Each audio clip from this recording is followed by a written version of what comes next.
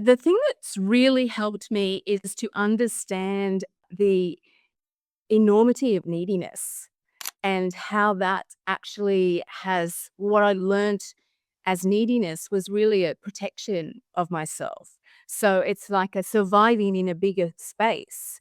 And how can I adjust and how can I change that for myself? I think is the most important thing that I learned is that there's nothing wrong with that. It's actually how do I shift to understanding what my needs were and are and be able to communicate those in a really effective way.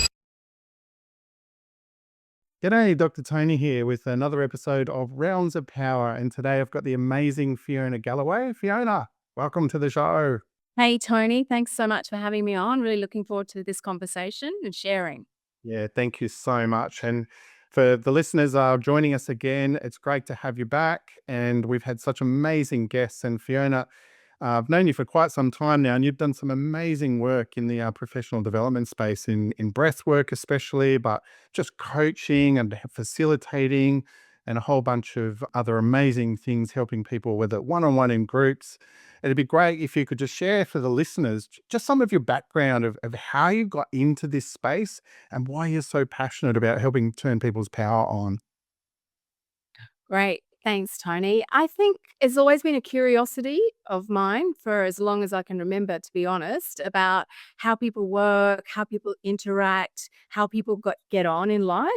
And I think that's come from living in a large family. So I was one of 8 children and learned a lot about how to hide in a family, how to come forward in a family, and I wanted to understand that. So that took me down a path of personal development and coaching and curiosity about the body and how the body stores emotion and how breath can support the release of that, and how I had to unlearn a lot of what I had learnt as a young child. And now that I have much more freedom in the ability to express, the ability to communicate, the ability to share, the ability to trust in myself. I have capacity that I didn't know that I had before has really supported me. Uh, Getting a divorce, having a sort of uh, not a nervous breakdown, but a nervous system breakdown also really made me ask myself, what am I doing with my life and how am I living my life? And what are the things that I need to take responsibility for and change and build out my own capacity? That's amazing. What number were you in the eight children? Were you? Gosh, what order were you? I was number 5, so there's 7 girls and 1 boy in my family. Oh my, So by the time my mother was 31, she had had 8 children. oh my God! What an amazing. That's a unique experience, or I'll say unique. There's not many people that have that upbringing and experience. And as you and I know, often family dynamics play a real part in how we play out our lives, our journey. What would you say being in that upbringing affected you in a way that sort of made you the woman you are today? I think there's a lot of amazing things that impacted me growing up in that family. I sort of watched how my parents loved each other. So that was sort of really a big impact. But that also then set me on a bit of a path of, well, I expect the same thing. So that was interesting to look at how that impacted. I think it sort of impacted me on how I relate to other people. It was easy to be in groups, but it was also easy to hide in groups. Like in a large family, you can disappear. And so how do you learn to step forward is something that I've sort of learnt over time. Been very inspired by, both my mother and father, and also been very challenged by both my mother and father. My mother's just had her 90th birthday. I recently rang her up and she said, "Oh, I can't speak to you now, Fiona, because I'm just doing a leadership program on LinkedIn, so I'll call you later." It's amazing. I love it. Yeah, what an experience. And something you said there was about for some kids, it's not being seen. And, there's a calling out of why can't they step forward in their life, or if we're talking about realms of power, sometimes it's those things where you can hide, as you said, in the family. What have you learned now about how to step into that power? What's sort of helped you there? I the thing that's really helped me is to understand, the enormity of neediness. And how that actually has what I learnt as neediness was really a protection of myself. So it's like a surviving in a bigger space. And how can I adjust and how can I change that for myself? I think is the most important thing that I learned is that there's nothing wrong with that. It's actually how do I shift to understanding what my needs were and are and be able to communicate those in a really effective way, but not a manipulative, not a needy, not a distorted way, I guess is the thing that I think is the most powerful learning for me. Yeah. Look, some people get stuck in what we would call victim consciousness, where they're blaming and then they use that neediness as like trying to attract something into their life. It could be in relationships, could be in finances, it could be even in health. And that, like you just said, the neediness comes from, to a degree, just not taking full ownership that you are the director of your life and you get to choose how you stand into your power. So you've then from that gone down as an adult woman into professional and personal development. Tell me how that sort of started for you. Where did you first sort of reach out into that space? I reached out into that space when I was at sort of at a crossroads, where I'd sort of like had children, they were growing up, and I was in a relationship, a long-term married relationship, and I really was at a crossroads of what's next? Where am I going? What's the direction? What does the future look like? And how am I going to show up as the woman in that future?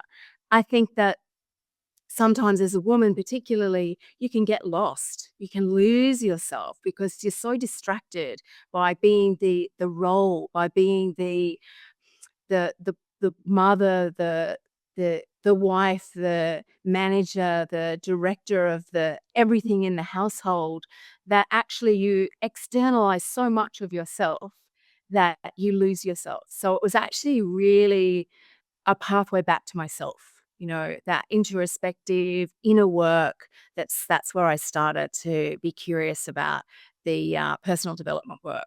Mm.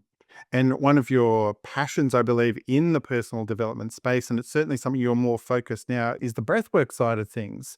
And I love doing breathwork, as you know. I sort of help facilitate things in breathwork, but you've taken that up to the next level in terms of your training and your immersion in that space. For the listeners, could you explain, basically, first of all, what breathwork actually is? Okay. Sure.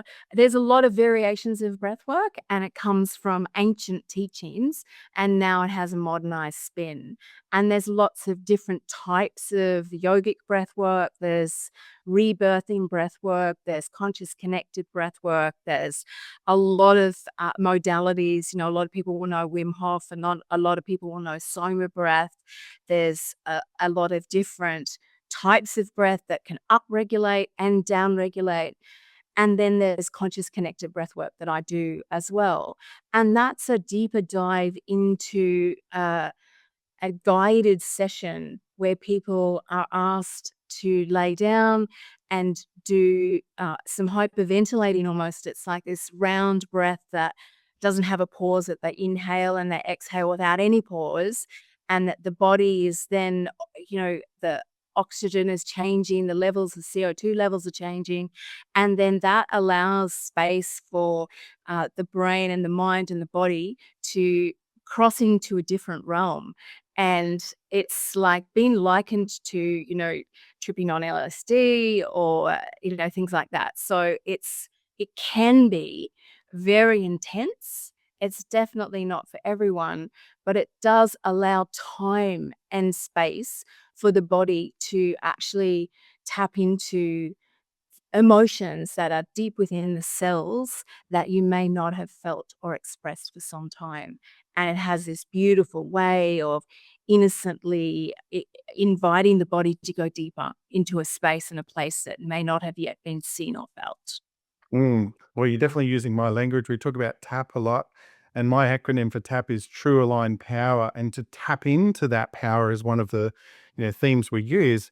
How do we tap into that power that's often what we could call it subconscious, or we could call it below our just waking level of awareness?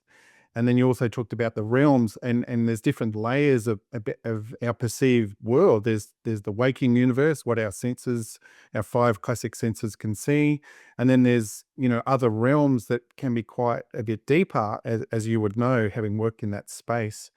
And some people would put a judgment on breath work and say it's a bit out there, it's a bit dangerous, it's a bit woo woo. Can you speak into that side from your experience? Yes, I can definitely say for people and the listeners who are listening to this is it is and can be dangerous. That's very true.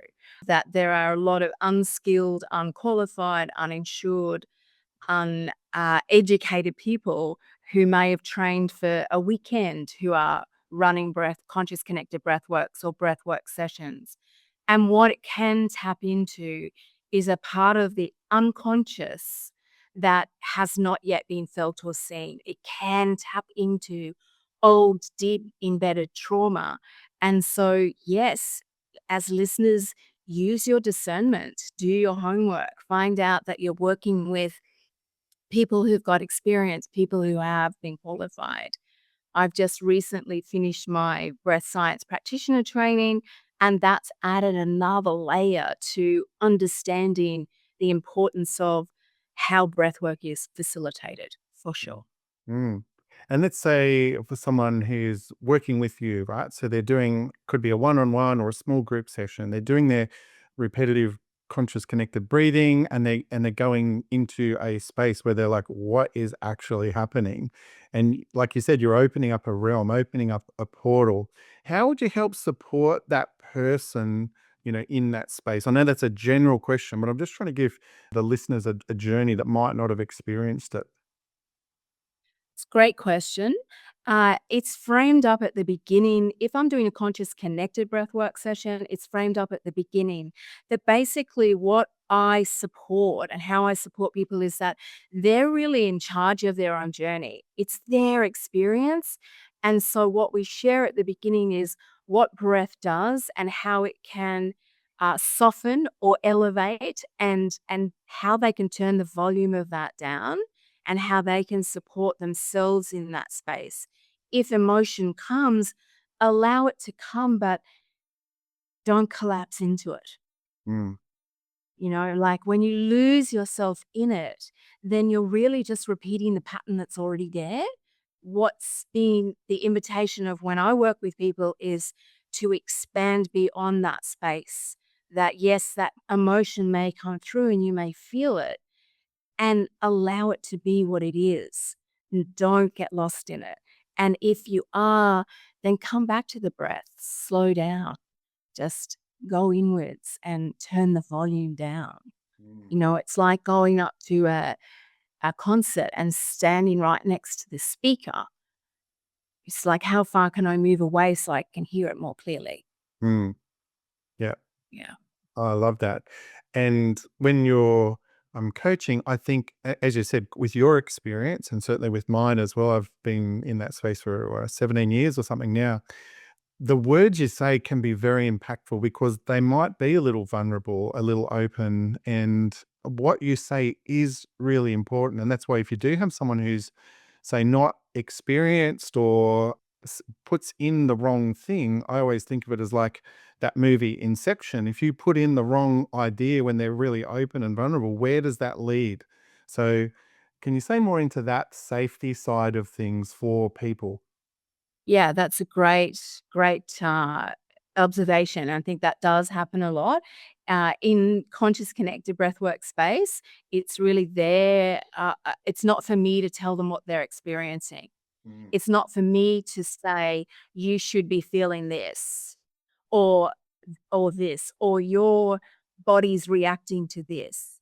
It's actually really holding space and moving with that individual and checking in with them about what's going on for you right now. What's there for you? What support do you need? And again, that's framed up really clearly at the beginning that, I will work with people. I will seek permission to interrupt or to work with them while they're in that process, or to touch them, or to safety is definitely a very high priority for sure. Yeah. Mm, yeah.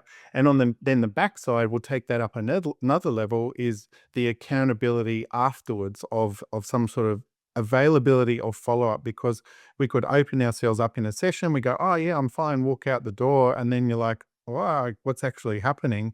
I think that's really important as a coach. You have in the breathwork space, you have some sort of availability or responsibility to sort of do some sort of follow-up. How important do you think that is? I think it's really important. I would allow about 3 hours for a breathwork session. So we do a lot of chatting and exercises to begin with. Then we do practice, and then we talk about the experience. They have the experience, and after the experience, there's opportunity for integration and embodiment before they leave, and that's very important, and also availability to follow up if they want to communicate after a certain period afterwards. There's guidance for, what might come up in the next 24 hours, 48 hours, week, and how they can support themselves in that, or if they need support, what they need to do. Yeah. Yeah. Yeah, no, that's great. I might as well go out there because I'm in the vibe of it. But Yeah, go. yeah, for some people, I guess different people have different beliefs, right? So this is not going to speak to everyone. But some people would say when you are opening those portals, those chakras, those energy centers, some people could describe it as, entities or other things could come attached to those people. They, coming through their heart chakra, their crown chakra. Have you had any experience with that at all? I have less experience when I guide people in my own way. I've experienced it and been part of massive groups where that cathartic, that really hungry for a release happens. And that's very, it doesn't actually necessarily support that person. Mm. I think it's just a quick fix, and I don't work with people with it for a quick fix. I really want them to integrate and experience what they're experiencing. And yes, bad memories can come up, trauma can come up, a lot of things can come up. And it's really working with that individual in that time and space. And I will often have support people with me as well, who I educate on how to support. And that's super important. But yes, they do. It's there for sure. Things that come, other entities or other visitors from, the other side, that's been spoken into when they've shared at the end. And how I deal with that is to really, it's an invitation for what do you need? It's not an invitation for what I think you need. Mm, mm. Yeah, no, I think that's really cool. So let's go to a more practical sort of benefit side. What have you seen as the benefits for this type of breath work for people? Like, can you give me an example of a case or someone you've looked after and they didn't know what breath work was, they did a breath work session, or what do you see as the shift in people? And I know breath work or chiropractic for that matter, or none of those things fix everything. Okay. But what have you found some of the benefits of doing breath work? Okay, great question. There's two signs. Like, I work with people who've got very high stress and anxiety, and so I go through a practice with them of set practices that they need to do. So that's one space I place breath work in. And then there's the conscious connected breath work. And breath work is not always my go-to. Like, sometimes it's moving the body. Sometimes it's really spending time with interoceptive awareness and going slowly into what are you feeling? What are you experiencing? What's there for you? And that internal work. The biggest shifts I see with either conscious connected breath work or very specific breathwork exercises given to people to support their health and well-being is that gives them greater clarity. It gives them support in practices to come back to. It gives them opportunity to release emotion. It gives them opportunity to and time and permission to feel what's there for them. You know, it's their body, it's their experience, it's their emotions, it belongs to them, so it's their journey. So really being very consciously holding that space, so it clears a lot of emotion. Definitely, you know, there's tears or there's laughter or there's sadness, so it's clarity, emotional freedom, expansion. It gives them better health, better immune system. So there's a lot of things that either conscious connected breathwork or specific breathwork practices can support with. Yeah, that's cool. And as you know, I'm a chiro, and I often find one of the big things is just that held tension in the body and pain. And can be adjusting, helping with their alignment. But some people, when they can do a reset, it's like a reset for them. And that tension they didn't even know was there can be released, like you said, during the session, and then many weeks and months afterwards, they're like, oh my God, my nervous system just feels better. Have you seen that as well? Oh, absolutely. And definitely in both spaces, the conscious connected and the coaching space. And often when I'm in the coaching space, I coach very slowly, like, and I'm very observatory because I want them to learn about their bodies as well. And, you know, we can be in a session and that person can be speaking to me, and I will just say, can we just pause just for a moment and let's just look at your body? Like, can you see how your shoulders have raised? How you know, arched your back, how you've clenched your jaw? What's going on there? You're speaking, but the body is doing something completely different. So it's not in alignment. And so I love that observational practice because it keeps bringing them back to themselves. Yeah. Definitely. And another thing I've found in terms of the benefit of breath work through coaching myself many years in chiropractic is that when you're coaching with someone, like verbally coaching, what's the problem, what's going on? Often people are just actually quite blank on what the problem is. Like they can't even articulate it. They don't even know, but it is stored in the body. And a breathwork session can sometimes wind right back to that origin. And that can be the vision or the, awareness they get through a session. Have you seen that as well before? Like it helps them without them knowingly go back to their origin of the trauma, the trigger that might be manifesting in their body. Oh, absolutely. 100%, Tony. That's very happens regularly in either session, but definitely in the deep dive of conscious connected breath work. Yes, you know, something comes through that they would just didn't even see that has impacted them. It could be, oh, wow, I was in the playground playing with friends at school and I saw how I was treated. I didn't even know that that impacted me, but wow, hasn't that influenced who I am as a person, how I've been as a person, how I've interfaced with everyone in life. And just that one thing can shift a whole perspective for them. Yeah, it's like unraveling this thread that's been in them for a very long time, and they pull it out and go, I don't need that anymore. How much space I've got to do life differently. Mm, mm. And for me, I love action. I love actually doing something. So, some of the listeners might be able to go and find someone like yourself or yourself, hopefully, and I'll find your details in a minute.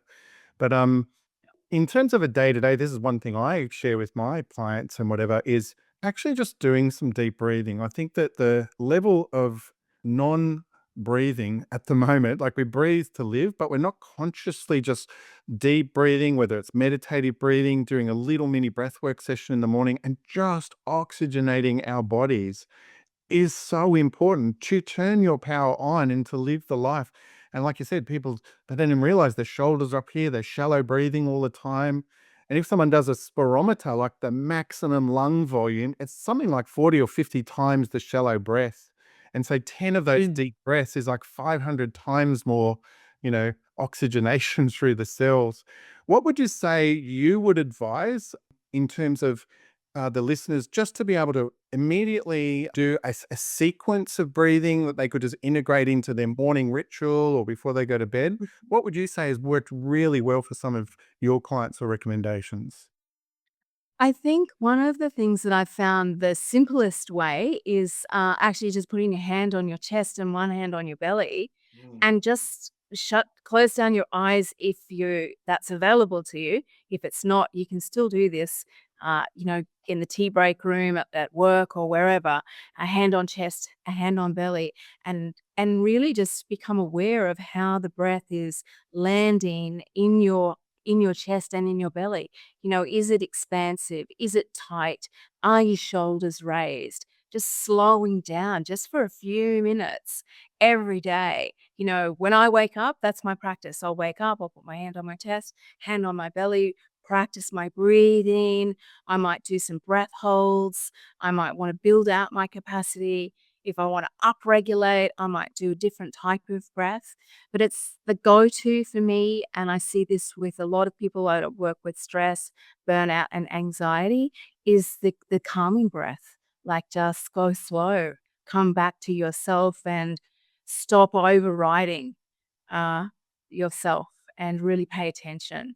And that's just, slow breaths, 3, 5, 7 times, and just keep that going. It's just the easiest, simplest way.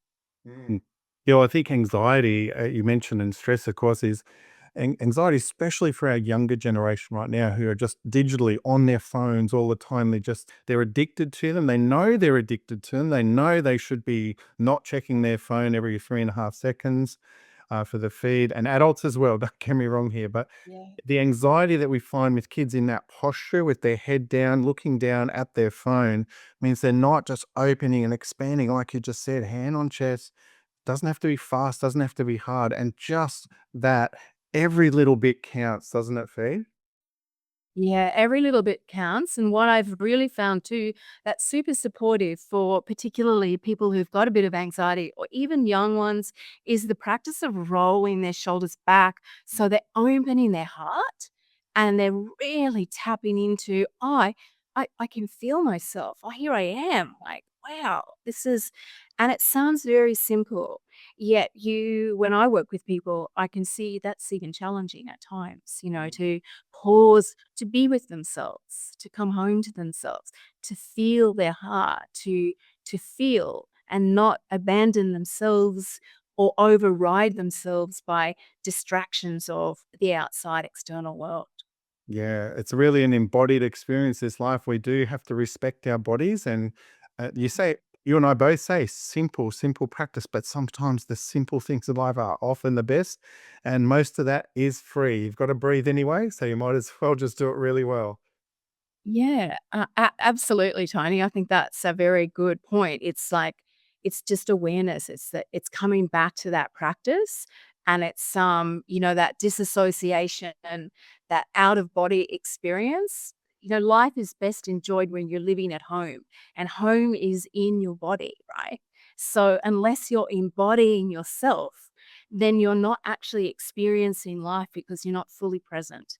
And that's, I think, the most important thing. That's where the power is, your presence, how you show up, how you relate, how you move through the world is only as much as you're in your body. Mm. Oh, look, I love it. All right. Well, Fiona, can you tell the listeners, like, how will they get in touch with you? Because you're based sort of in Southeast Queensland here. Like, where would you do workshops? How would they find you online? Do you do face to face? And can you give the listeners, like, just some background of where you're actually at?